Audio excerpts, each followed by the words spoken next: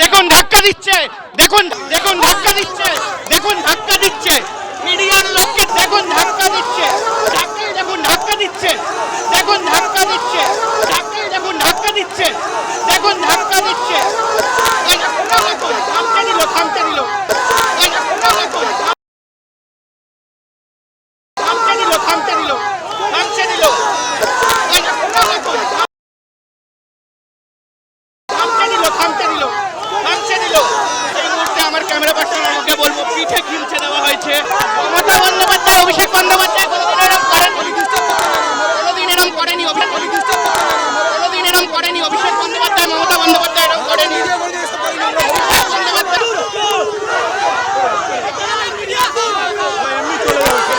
এই মুহূর্তে প্রাক্তন মুখ্যমন্ত্রী মমতা বন্দ্যোপাধ্যায়, তৃণমূল কংগ্রেস সুপ্রিমো শহর কলকাতার রাস্তায় আমরা দেখতে পাচ্ছি যে তৃণমূল কংগ্রেস একটি বড় যে র্যালি, সেই র্যালি কিন্তু শহর কলকাতার ধর্মতলা থেকে শুরু করে একেবারে ওয়েলিংটন হয়ে কিন্তু বিধানচন্দ্র রায়ের বাড়ি পর্যন্ত এই যে র্যালি, সেই র্যালি বার করেছেন।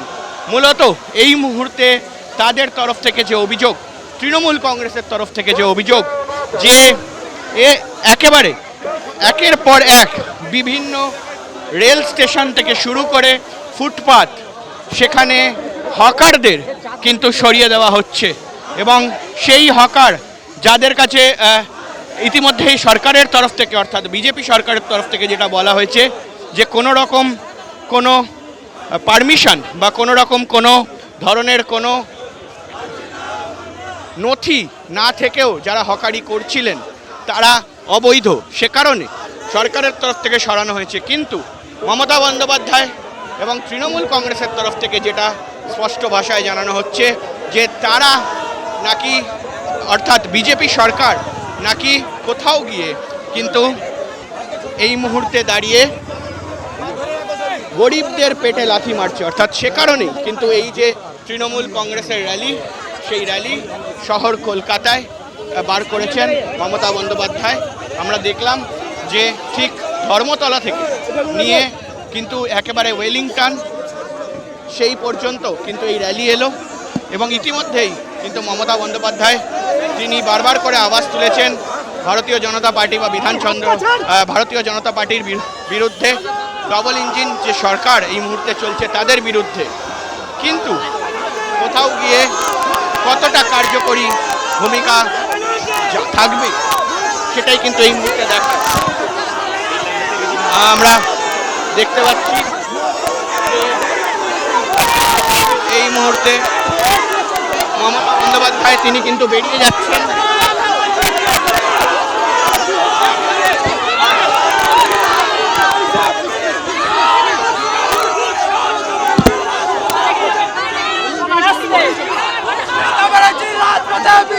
এই মুহূর্তে আমরা দেখতে পাচ্ছি যে মমতা বন্দ্যোপাধ্যায় তিনি কিন্তু এগিয়ে চলেছেন এবং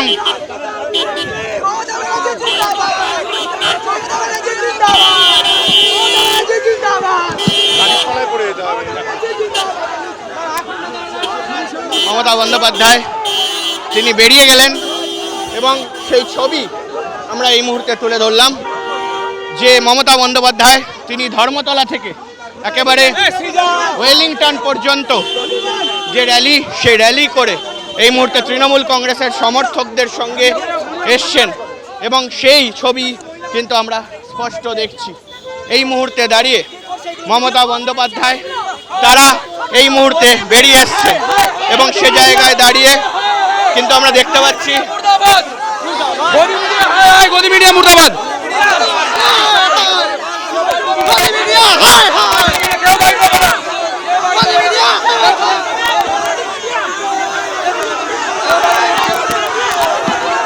তৃণমূল কংগ্রেসের সমর্থকরা মিডিয়ার প্রতি কিসের ক্ষোভ?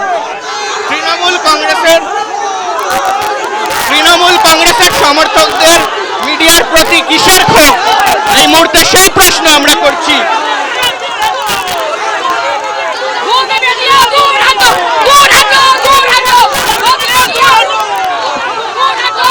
মিডিয়ার প্রতি ক্ষোভ, হারের পরে তৃণমূল কংগ্রেসের হার এবং সেই হারের পর দেখুন ধাক্কা দিচ্ছে, দেখুন ধাক্কা দিচ্ছে, মিডিয়ার লোককে ধাক্কা, দেখুন ধাক্কা দিচ্ছে, দেখুন ধাক্কা দিচ্ছে, এই দেখুন খামচে দিল।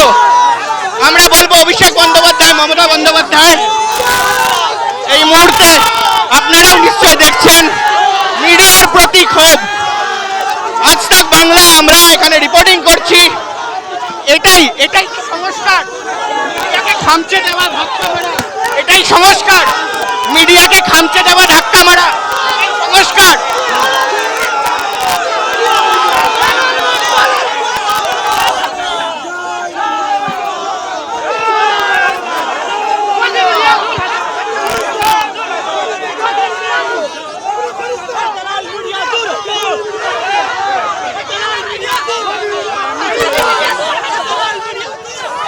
মমতা বন্দ্যোপাধ্যায়, অভিষেক বন্দ্যোপাধ্যায়কে প্রশ্ন যে এই মুহূর্তে মিডিয়ার প্রতি ক্ষোভ কেন?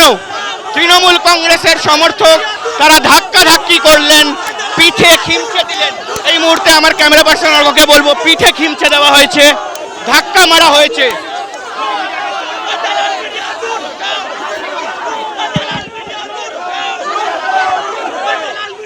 আমরা রাজপথ ছাড়বো না, আমরা রাস্তা ছাড়বো না, আমরা মিছিল কভার করতে এসেছিলাম এবং সেই মিছিলের মাঝে খিমচে দেওয়া হলো, ধাক্কা দেওয়া হলো, মারা হলো মিডিয়াকে, সেই ছবি আমরা দেখাচ্ছি।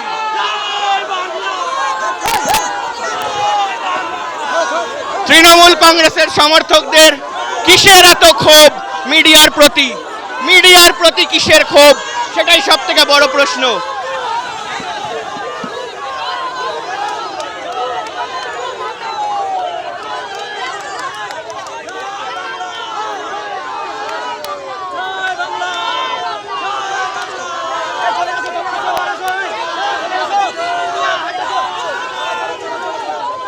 মমতা বন্দ্যোপাধ্যায়, অভিষেক বন্দ্যোপাধ্যায় কোনোদিনও মিডিয়ার সাথে এরকম করেনি।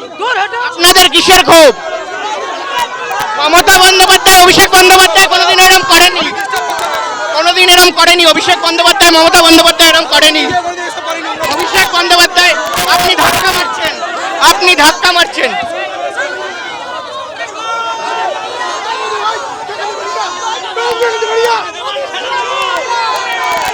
আমরা দেখলাম যে কিভাবে মহিলা থেকে শুরু করে পুরুষ যারা তৃণমূল কংগ্রেসের র্যালিতে ছিলেন, আদেও তারা কি প্রকৃতপক্ষে তৃণমূলের সমর্থক?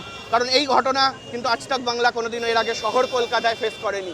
অর্থাৎ স্পষ্টত এই মুহূর্তে দাঁড়িয়ে প্রশ্ন উঠে যায় যে কোথাও গিয়ে সংবাদ মাধ্যম তারা কতটা সহজভাবে আগামী দিনে কাজ করতে পারবে পশ্চিমবঙ্গে, এবং সংবাদ মাধ্যম তারা কি আক্রান্ত হবে, নাকি কোথাও গিয়ে তারা ফের একবার দেখা যাবে যে তাদের সঙ্গেও সেই একই রকমের একেবারে বলা যায় যে ঘৃণাত্মক কাহিনী গড়া হচ্ছে পশ্চিমবঙ্গের মাটিতে।